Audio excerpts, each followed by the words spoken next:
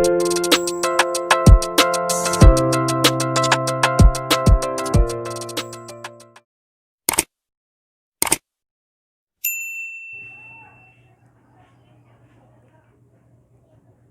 po.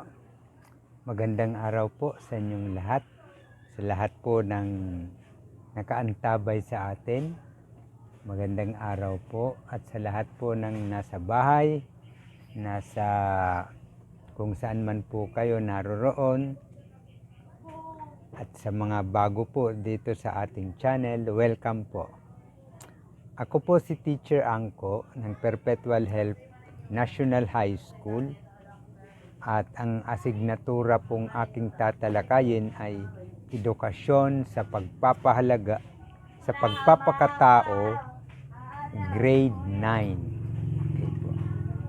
So, bago po tayo magsimula, tayo po muna ay magpasalamat sa ating Diyos, sa ating poong may kapal, sa ating Diyos Ama, na tayo po ay binigyan ng magandang araw, panibagong buhay, panibagong pag-asa, at mga biyaya na ipinagkakaloob po sa atin. So lahat ng mga bagay po na ito ay atin po itong ipagpasalamat. So magdasal po tayo. Amen. So bago ko po simulan yung ating tatalakaying paksa, sa Module 1 ng Grade 9, Edukasyon sa Pagpapakatao, Kabutihang Panglahat, Sandata ng Lipunan. Meron po muna akong mga reminders kasi po yung mga nakaraan sa akin pong orientation video, bali po may kulang po doon sa mga akin pong nabanggit, mga possible na kailangan po natin sa pag-aaral natin. Isa na po dito yung kakailanganin po natin yung pad paper, kasi po yun po ang gagamitin nating answer sheets sa mga gawain at mga pagtataya o mga quizzes kung meron man po. So, dun po ninyo isusulat sa pad paper yung mga outputs na kailangan po ninyong isubmit sa amin. Kasi po, kung notebook kasi yung isasubmit natin, masyado pong bulky, masyado pong marami. Kung 10 section tayo, mahihirapan po tayo. Kakailanganin natin ng track para lamang mahakot yon. So, papel na lang po ang isasubmit ninyo sa akin, at yung notebook, gagawin nyo na lang pong journal. Tapos po, kung wala po kayong papel, siguro po ay yung malaking notebook na yon, kung nakabili na po kayo, i-detach na lang po ninyo. Tapos lagyan ng pangalan, year and section, at sa bawat pahina po, kailangan may pangalan, year and section, para po hindi mawala. O kung ma-misplace man, madali po nating mahahanap yung mga kasama niya. Okay po. So, sa mga bago po, welcome po kayo. Paki-subscribe na lang po ng channel, and para po ma-update po tayo kung sa marami pa po nating video na i-upload. And sa pagtalakay po natin, kung meron po kayong tanong, meron po kayong comments, meron po kayong suggestions, mga ideas, opinion, huwag po kayong mag-aatubili na i-type po yan sa ating comment section, para po sa sunod nating mga pagtalakay, bago natin simulan yung pagtatalakay, so kung mayroon man po kayong mga reactions, tanong, suggestions, opinions, pag-usapan po muna natin bago natin ipagpatuloy yung talakayan natin. So, ganun pa man, sa pagtalakay po natin ng mga aralin, pinapauna ko na po, hindi po ako perpekto, hindi po ako magaling, hindi po ako eksperto sa larangang ito. So, ang mga tatalakayin natin ay napag-uusapan lang. Mga opinyon, kuro-kuro. So, kaya kung kayo po ay mayroong mas magandang nais po ninyong ibahagi, wag po kayong mahihiya, mag-aatubili na ibahagi po natin ito para po pakinabangan ng mas nakakarami. Okay po. So, marami pong salamat. So, magpapatuloy na po tayo sa ating unang aralin dito sa Module 1, Grade 9, ESP, Kabutihang Panglahat, Sandata ng Lipunan. So, buksan po ninyo mga mag-aaral yung inyong module sa page 1 at kung na-scan na po ninyo ito, so makikita ninyo na ang module ay mayroong mga bahagi. So napakadali lang po nito kasi ito po ay ginawa, dinisenyo para mas madali nyong maiintindihan. Mas madali itong maintindihan. Mas madaling sundan. So ang gagawin nyo is, para hindi tayo magtagal masyado, sundan nyo lang po ang bawat bahagi ng module. So meron diyaang mga panuntunan, mga panuto, direksyon, so, yun lamang po ang gagawin ninyo. At ibigay lamang po ninyo kung ano po yung hinihingi ng bawat sitwasyon. Okay po? So, pero papakiusap ko po, halimbawa po, kung mayroong mga dadaanan kayong bahagi na may mga tanong, tapos may pagpipilian, may mga options yung sagot. So, kumplituhin nyo po yung isasagot ninyo. Pero kung halimbawa po, ang panuto ay isulat ang titik ng inyong sagot. So, para po kumpleto, kahit na po ang nakasabi ay titik lamang, kumplituhin na po ninyo yung sagot. Halimbawa po, yung sagot ninyo ay letter A, mag-isip. So, isulat na po ninyo A, mag-isip, para kumpleto. Madali lang naman po. Kasi kung titik lang, yun nga po, baka po malito pa po tayo. Pero kung mayroong kumpletong sagot, hindi man po ninyo na label, madali po nating mahahanap. At isa pa po, bawat po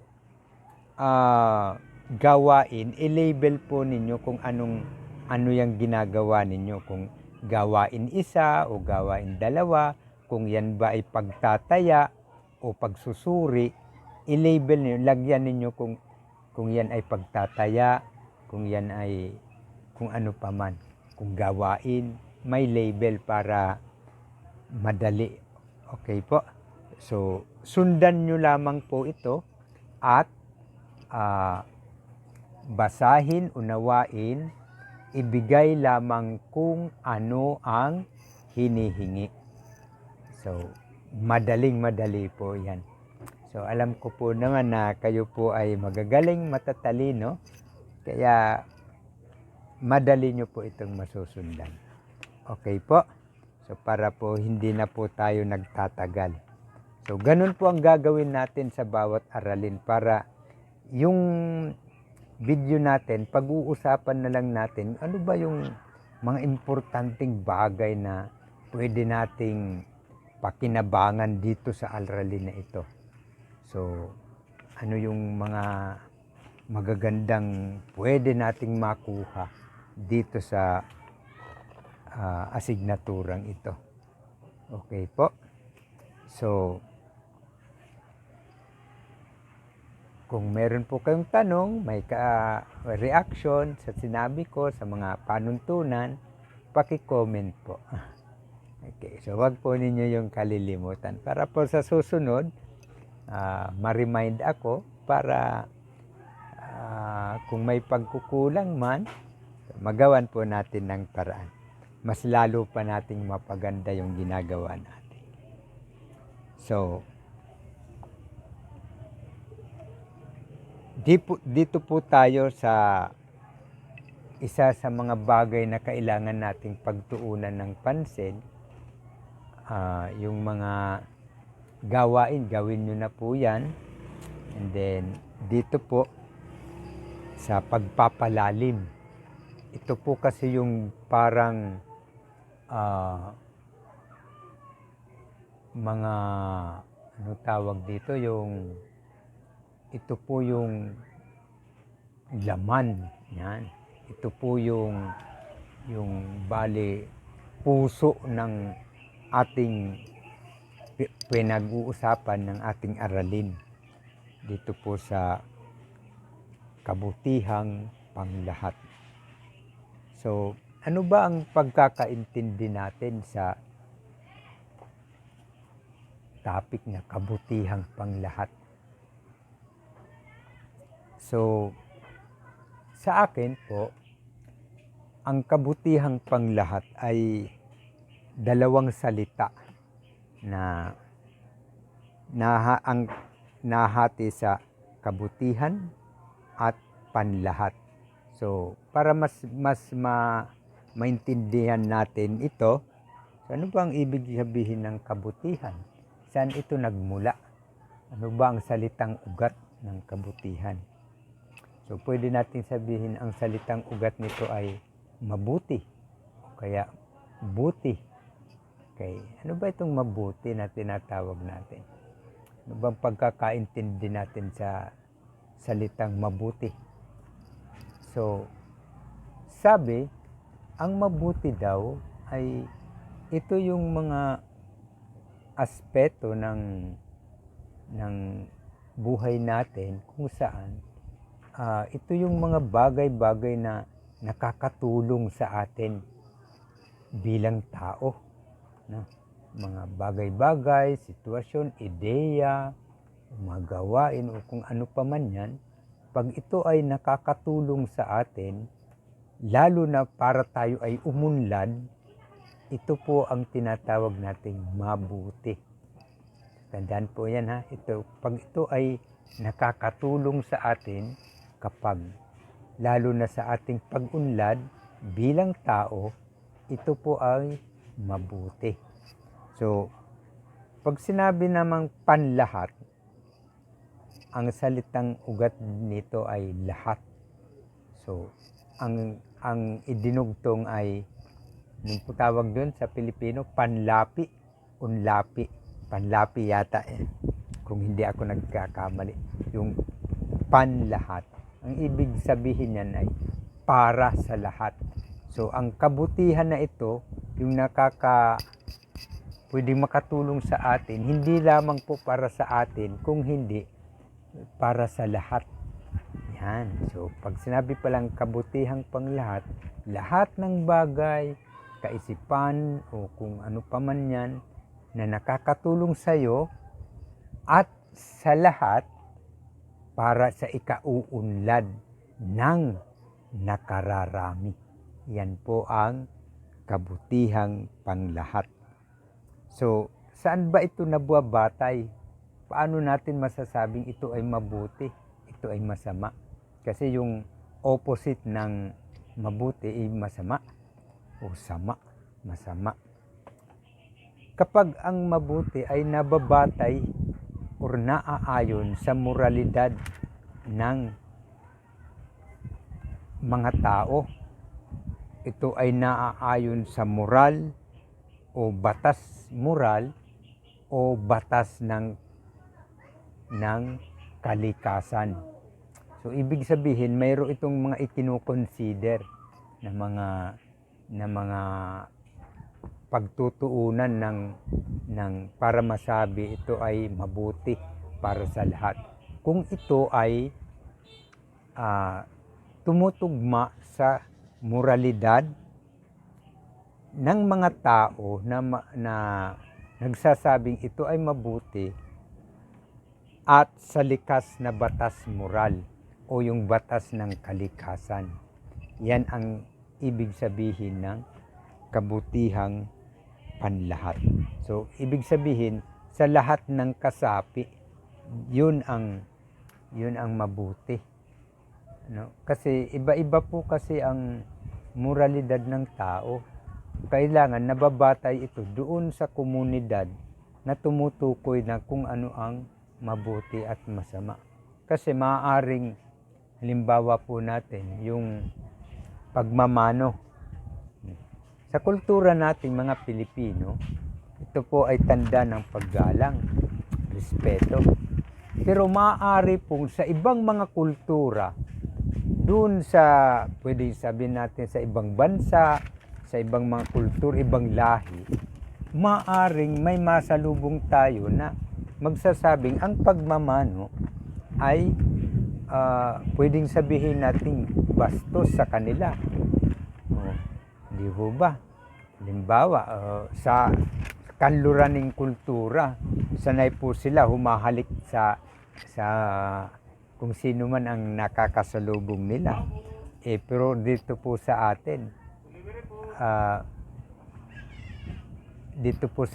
sa kultura natin, yung paghahalik medyo nakakailang yan sa atin. So, hindi po maganda sa atin.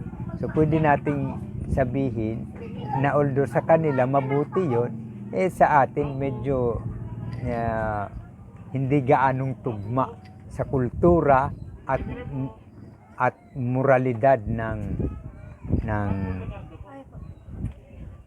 sa atin po. Okay po. So, yan po ang ibig sabihin ng kabutihang panlahat. So, ano ba ang mga elemento na kailangang pag-usapan natin para mas lubos nating maintindihan ang kabutihang panglahat?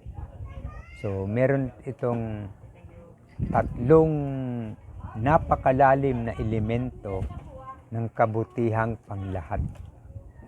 So, ano-ano ito? So, batay dito sa ating teksto, sa ating module, merong tatlong pangunahing elemento ang kabutihang panglahat.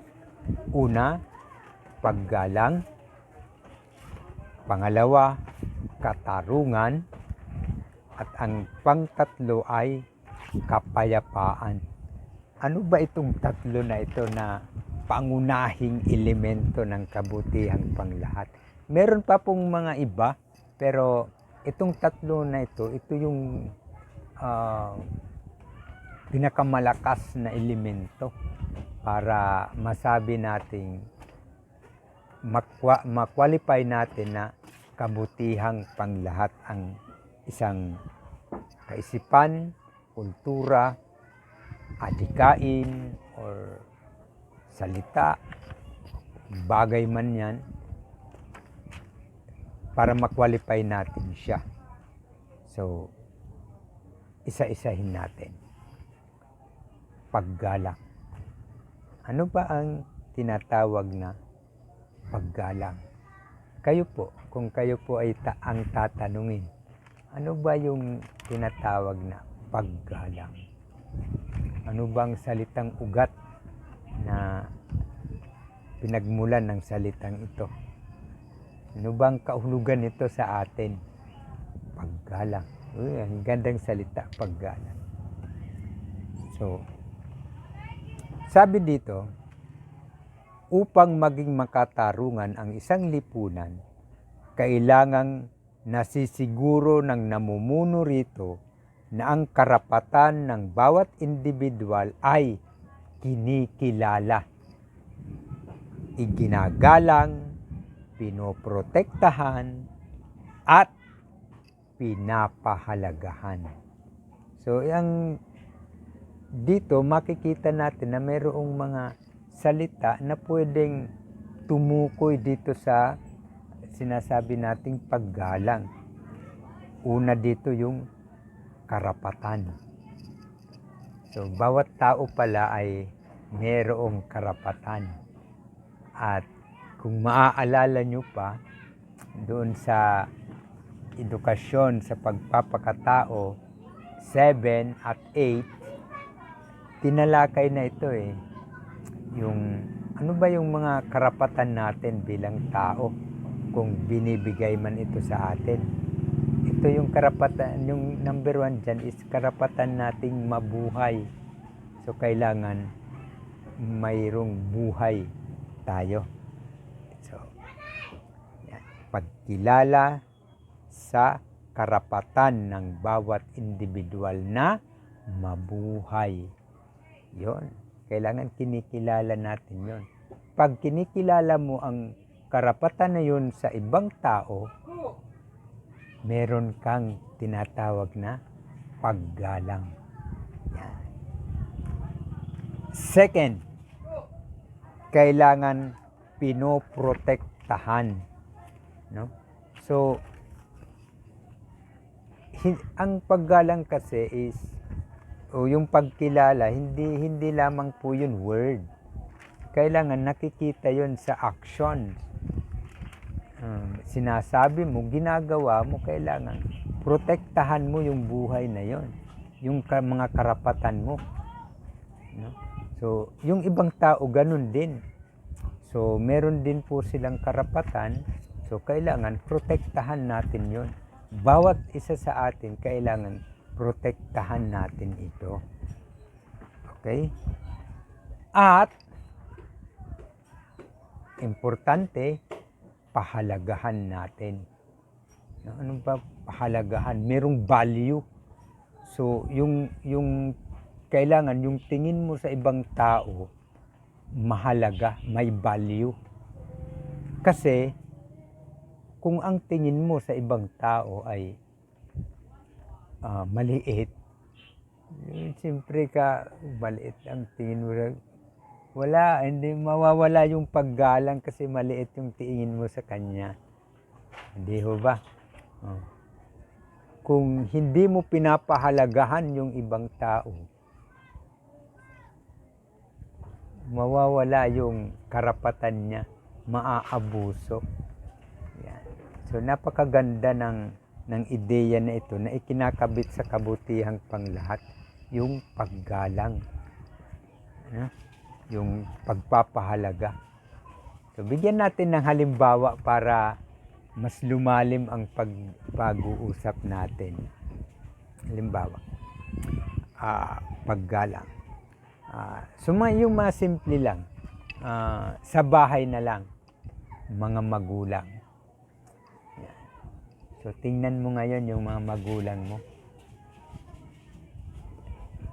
So, ano pa ang tingin mo sa kanila?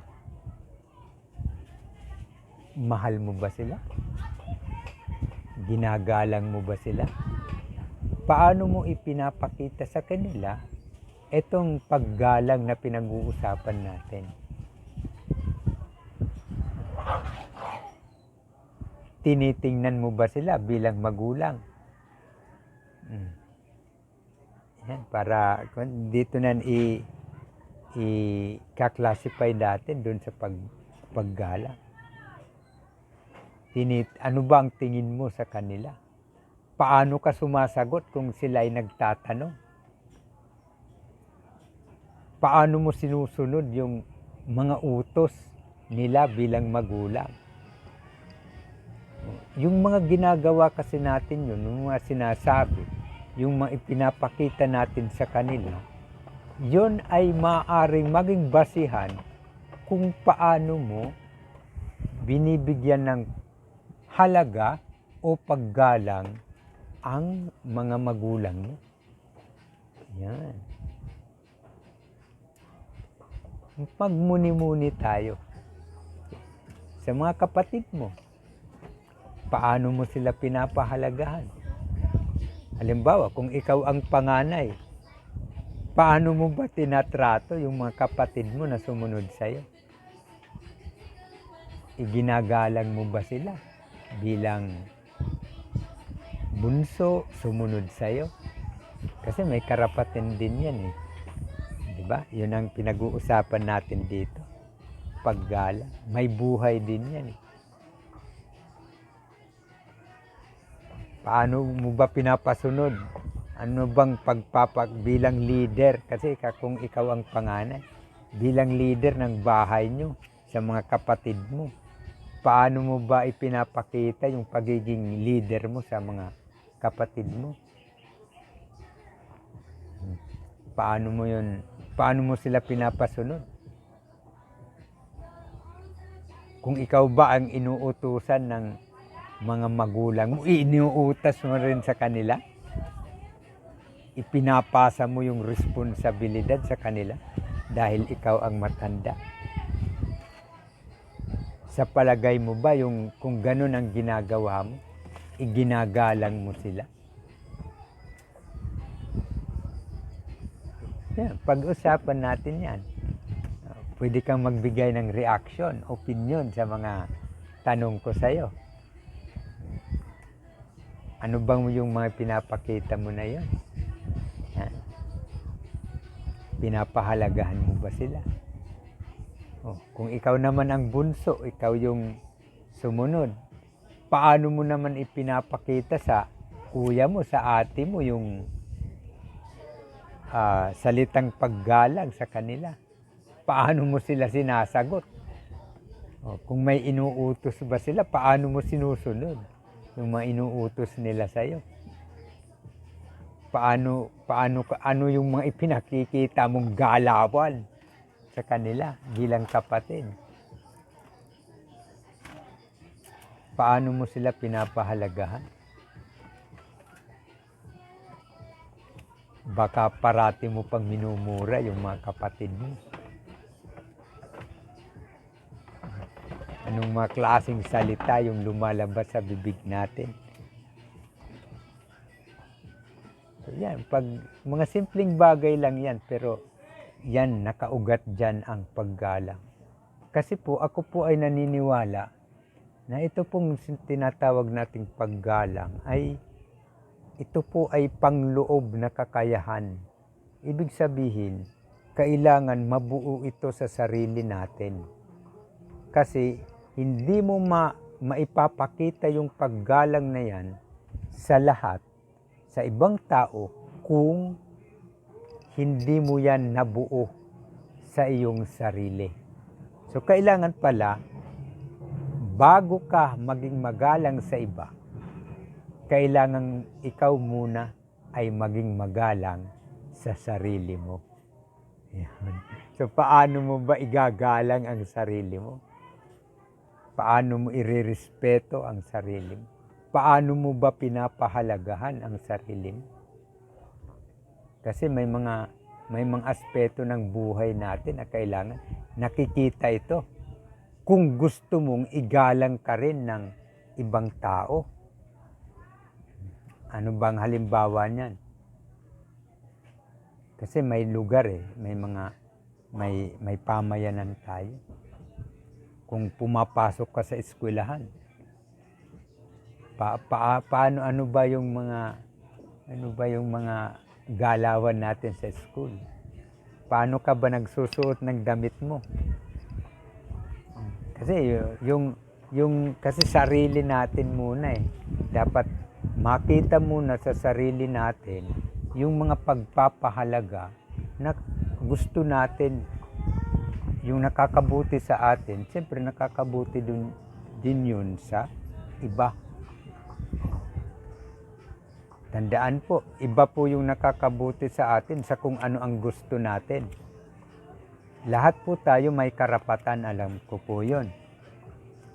So, pero hindi po nangangahulugan na kasi meron tayong karapatan sa buhay natin, hindi mo na igagalang yung ibang tao. Halimbawa, ano ba yung sinasabi ko? O yun nga po, nasa school ka. So sabi, sa school, isa sa kahit na tayo ay nasa public, sabi kailangan magsuot ka ng uniforme para una, makilala ka bilang estudyante, bilang mag-aaral, at yung sarili mo, irespeto ka bilang estudyante. Pero kung papasok ka sa loob ng school, para ka lang magtatambay, maganda ba yun? Paano ka igagalang kung pumunta ka ng school, punit-punit yung suotan mo, kasuotan mo?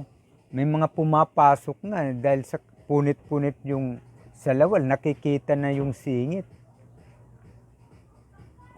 Magagalit ka kasi pagtatawanan ka ng tao, ng iba, na sumusunod doon sa alituntunin.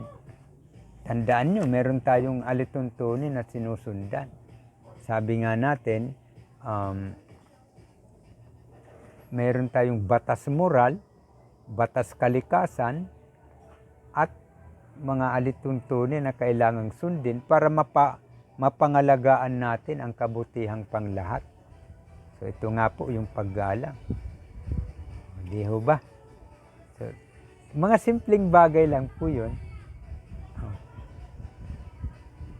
Sa simbahan, anumang simbahan ang naaaniban po ninyo, anumang relihiyon ang inyong kinabibilangan, nirirespeto ko po yun.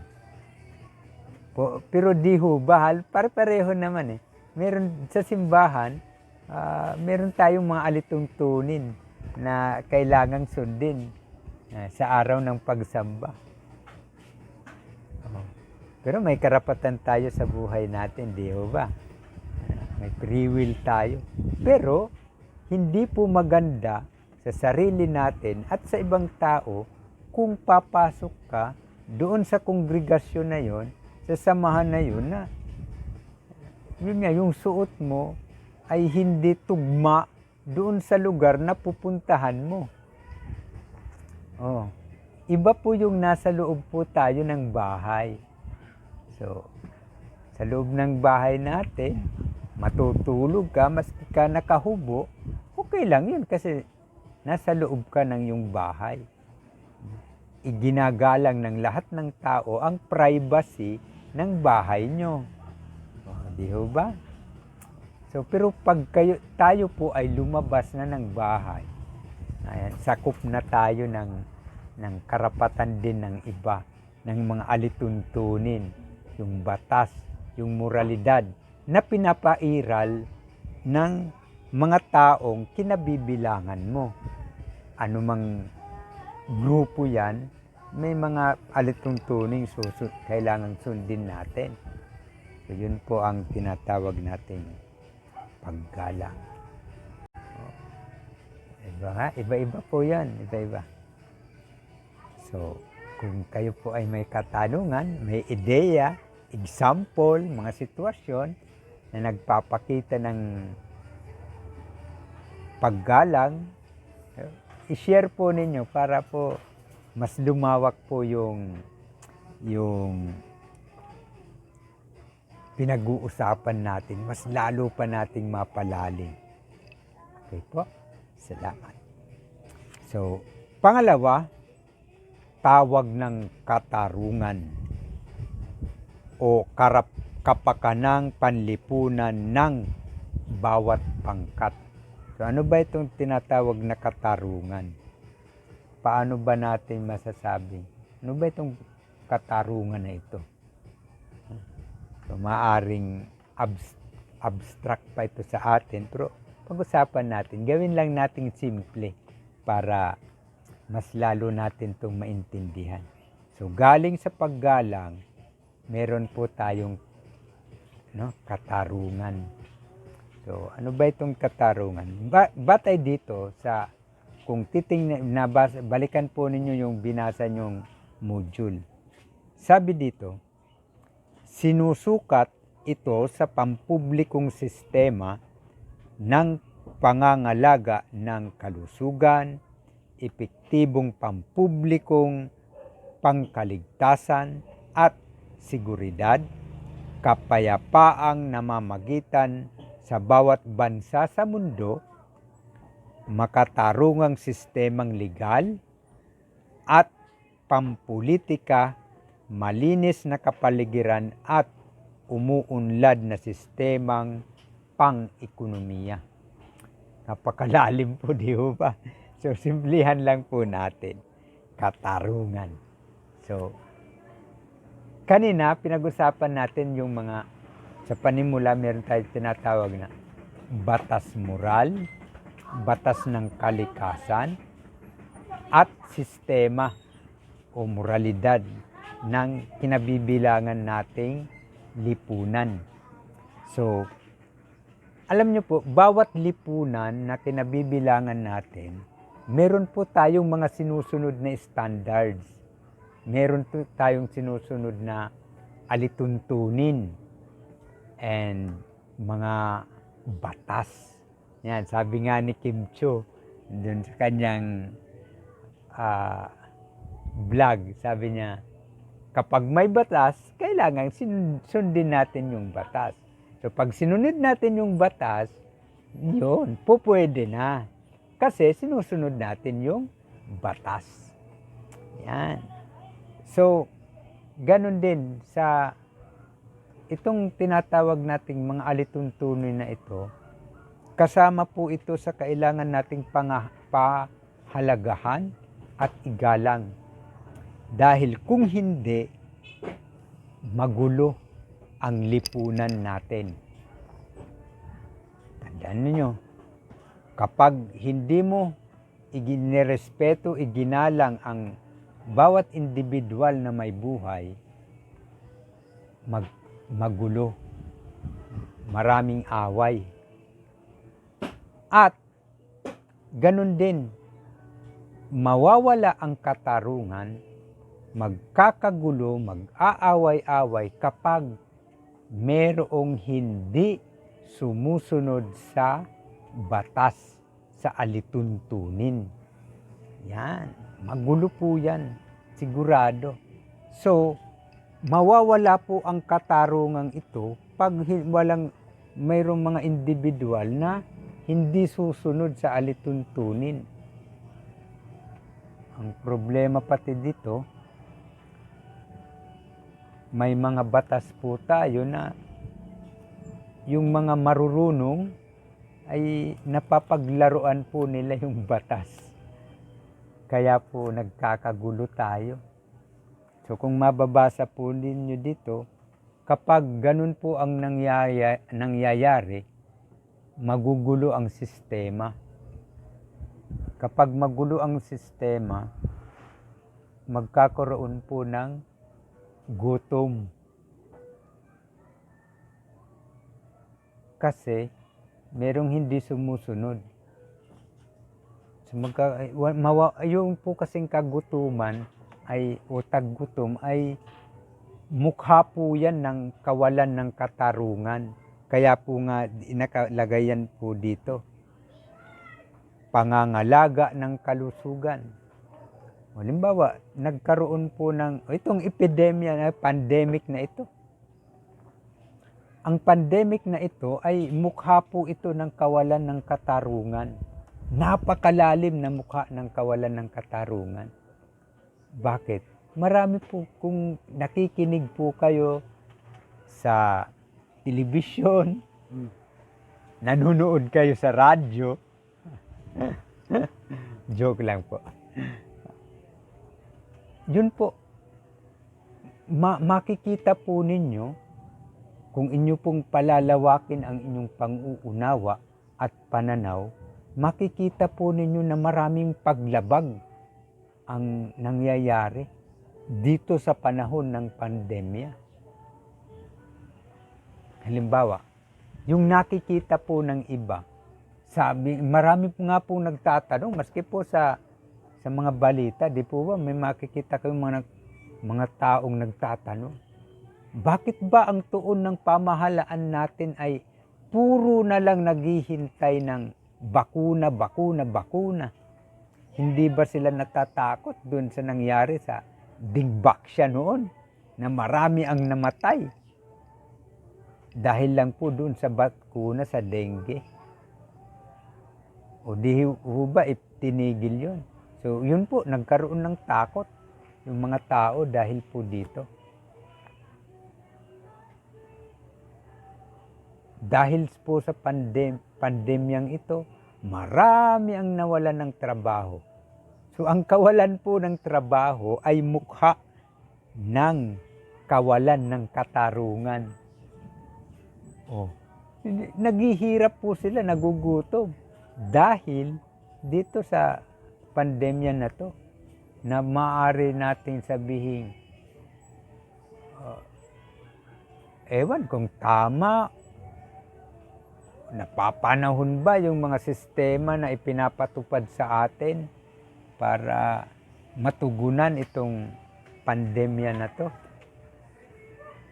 Napakalalim pong usapin nito. Pero yan po ay mga halimbawa o mga mukha ng kawalan ng katarungan.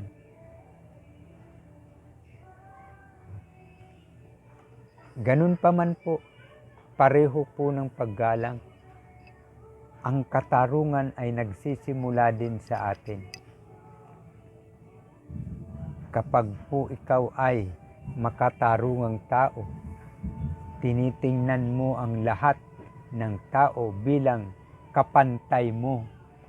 Pareho mo, may buhay din at karapatan, ikaw ay makatarungang tao.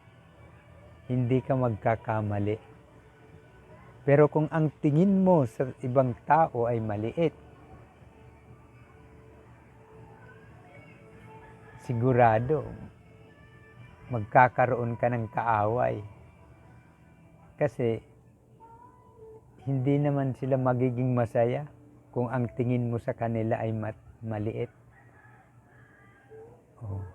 Wala naman kasi akong nakita na ang tingin sa ibang tao ay maliit, iginalang niya yung tao na yon na maliit. Wala pong ganon. So lahat po ng tao na ang tingin niya sa kanyang kapwa ay maliit, nilalapastangan niya ang tao na yon. Kasi nga maliit. Yung tingin mo pa nga lang sa kanya siya ay maliit, hindi na makatarungan. Wala na po yung tinatawag nating paggalang. So yan po ang isang konsepto, elemento ng kabutihang panglahat. Kadalawa na tayo, paggalang at katarungan. Okay. Pangatlo is kapayapaan. Yon. Peace. Yan. Kapayapaan. Tahimik. Ibig sabihin kapag ang salitang ugat ay payapa. Yan. Tahimik. Matiwasay ang buhay. Masaya. Yan. Pag ang buhay natin ay mapayapa, lahat ay masaya. Pero kung magulo, maraming away, nako, takot ang mamamayani sa buhay natin. Baka hindi tayo makalabas. Katulad na, pandemic na lang. Halos lahat po tayo takot na lumabas. Di ka pwedeng lumabas nang wala kang mask, wala kang goggles, wala kang face mask. Buti na lang na dito ako, wala akong kasama. Oh. Kung hindi, nako, huli. Yun. Magulo ang mundo natin. Yan po ay mga mukha ng kawalan ng katarungan. So, maraming nadadamay, kapayapaan. So, ang kapayapaan ay resulta ng katahimikan, kapanatagan, kawalan ng kaguluhan. Pero po, sabi nga, tama po ito. Ang kapayapaan ay resulta. Saan po ito galing? Paano nagkakaroon ng kapayapaan? Simple lang po, mga kaibigan. Balikan po natin yung naunang dalawa. Magkakaroon lamang po tayo ng kapayapaan kung gagamitin natin ang salitang paggalang. Igagalang natin ang sarili natin, igagalang natin, irirespeto, pahahalagahan ang ibang tao. Yun. Maski nga na po mga hayop, pag hindi mo yan rinespeto, naku, aawayin ka. Subukan nyo kaya, sipain nyo yung aso kung hindi kayo pagkakagatin yan. O di ba? Kasi na po aso, mga animals natin, kailangan pinapahalagan natin, rinirespeto. Hinahayaan natin silang maging tamasayin ang buhay na meron sila. Hayaan natin silang mamuhay na sa kanilang kalikasan. Kasi ganon din ang gagawin nila sa atin. Hahayaan din nila tayo na mabuhay sa ating kalikasan. Yan. Pangalawa, katarungan. Kailangan po fair ang lahat. Pantay-pantay. Kaya nga po merong piring ang simbolo ng katarungan, may piring. Na, yung babae na may takip ang mata, may hawak na timbangan. So ganun po ang katarungan. Titimbangin ka sa kung ano ang ginawa mo. Titimbangin ka. So kailangan may piring. Bakit may piring? Para wala siyang sinisino.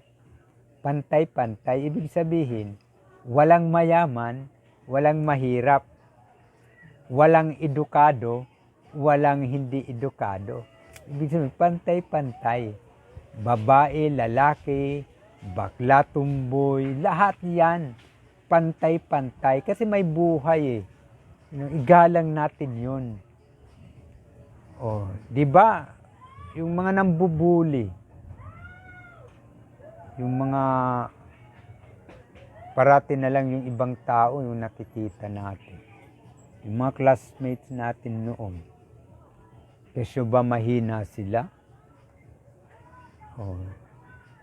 Pag kasi ang ginawa natin, iiyak siya. Masasaktan. Oh. Maaring natutuwa ka, pero alam mo ba na ang kasiyahan na yun ay paimbabaw lamang? Hindi naman yun kasiyahan ng puso eh. Ginawa mo lang yun dahil gusto mong tumawa. Pero ang pagtawa minsan, hindi po yun nangangahulugan na masaya tayo. Yan po. Pero pag payapa, masaya siya, masaya ka, masaya ang lahat, payapa po ang kapaligiran natin. So yan po, kapag ang tatlong elemento na ito ay nangyayari, nararamdaman sa ating lipunan, meron po tayong kabutihang panglahat. Diba? Kung meron po kayong tanong, kaisipan na mas maganda, mga sitwasyon, examples, paki-share po para mas lumawak po yung ating talakayan, mas lumalim pa ang ating mga kaalaman. Kasi po sabi ko nga po sa inyo, hindi po ako gaanong marunong, hindi po ako eksperto. Ito po ay napag-uusapan lang. So, punuan po natin yung mga pagkukulang na yan para po mas lumalim pa ang ating kaalaman. Habang tayo ay naglalakbay, matuto tayo. So, para po kapag tinatamasa natin ito, well, maunlad tayo, uunlad tayo at uunlad. Huwag po tayong mawawalan ng pag-asa. Darating po ang panahon na makakamtan din po natin yung pinakahihintay natin na kaligayahan sa buhay. Ganun pa man, tuloy lang po ang buhay. Tuloy lang po tayo sa pag-aaral. Wala po tayo magagawa. Ganun talaga ang buhay. So, kailangan po nating magpatuloy. So, kayo po, kung ito pong video na to, kung nagustuhan po ninyo, paki-subscribe po ng ating channel para mas dumami pa ito. At kung nakikita po ninyo na maganda, paki-share sa iba. At kung kayo po ay boring sa inyong tingin, paki-share pa rin para kung manood sila, dalawa na kayo. Okay po, para mas marami tayo, mas maganda. Okay po. So, muli po mga kaibigan, mga aking mga estudyante, mga magulang, kung kayo po ay nakikinig, magdasal po tayo. Dagdagan po natin ang ating panalangin para malampasan po natin lahat ng pagsubok na ito. Kasi po, pwede rin po kasi natin sabihin na kaya po ito nangyayari sa atin dahil din sa atin ng mga tao. Naging pabaya po tayo. Hindi po natin ginawa kung ano po yung nararapat. Okay po. Sa muli po, maraming salamat. Hanggang sa muli. Bye-bye.